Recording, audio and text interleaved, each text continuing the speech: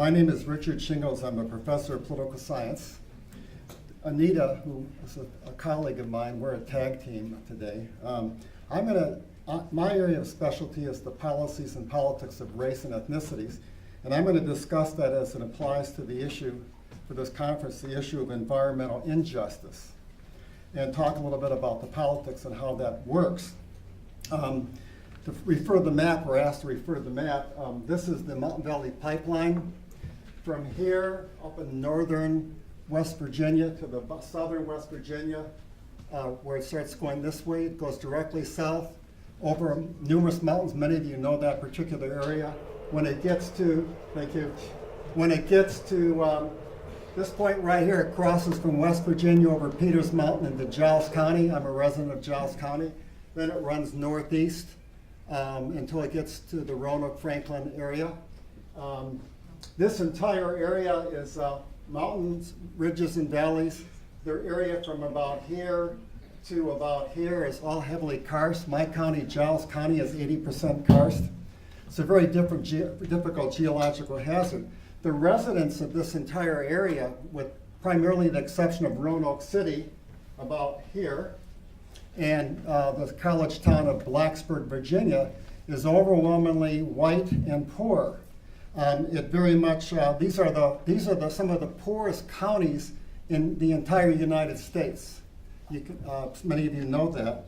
It pretty much fits the image that Americans have of Appalachia.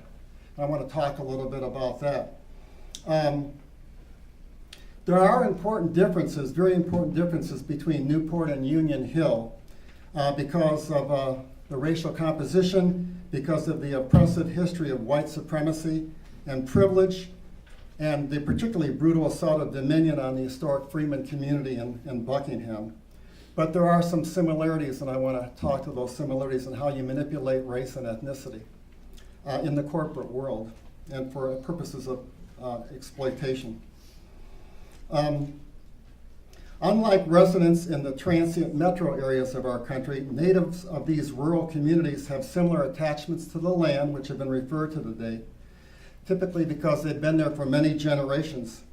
They have a strong sense of community. They identify with the landscape. It's an important part of their value system. In our county, we conducted a survey similar to the one that was done in Union Hill. It was door to door. We wanted to contact people that were within 1/4 mile of the pipeline, and there were 130 homes we identified just in the greater Newport historic area that were within 1/4 mile. That's the blast zone of the pipeline. We interviewed 96, an individual in each of 96 of those residences. And we asked them whether, in that questionnaire, whether the land was special to them, and if they would they tell us why? Now, this is an open-ended question. We didn't tell them how to respond. The two most overwhelmingly, they said it was special, and the two most common reasons volunteered were, number one, that the property had been in their families for multiple generations, and number two, their love of the land. And I think that's something that all these rural communities have, including a Union Hill and my village of Newport, which is bisected by the pipeline. The residents of Union Hill and Newport have another similarity, and that is why they are been targeted for interstate gas pipelines, where you plan to build pipelines. The reason is the focus of this hearing, and that is that they are acceptable sacrifice zones for building pipelines, not only to the builders, but to the population. That's important. That pertains to the politics of it. This is the core of the environmental justice concern, which deals with when the burden of development is disproportionately put on poor and minority communities. Environmental injustice is endemic, and it's well documented. It often exploits racial and ethnic tensions.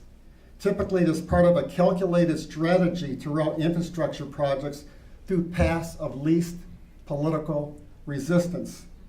An effective tactic is to frame the potential opponents of a structure, like the pipeline, as inconsequential, to the extent that the opposition of these projects can be defined as having no value, not like us, maybe even a threat to us, those so stereotyped are left isolated and have little political support.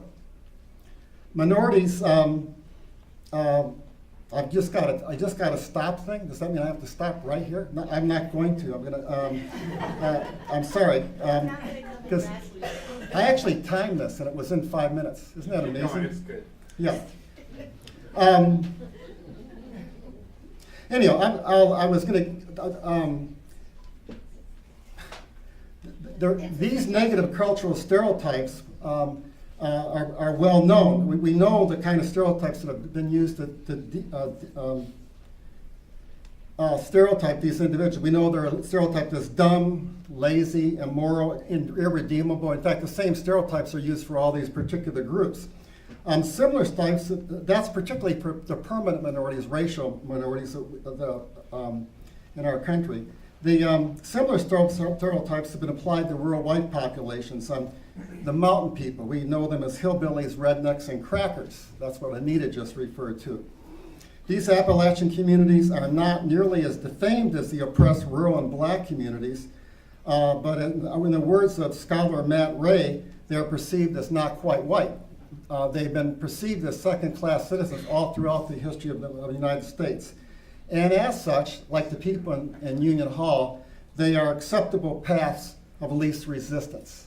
And that's the politics of citing pipelines. Thank you.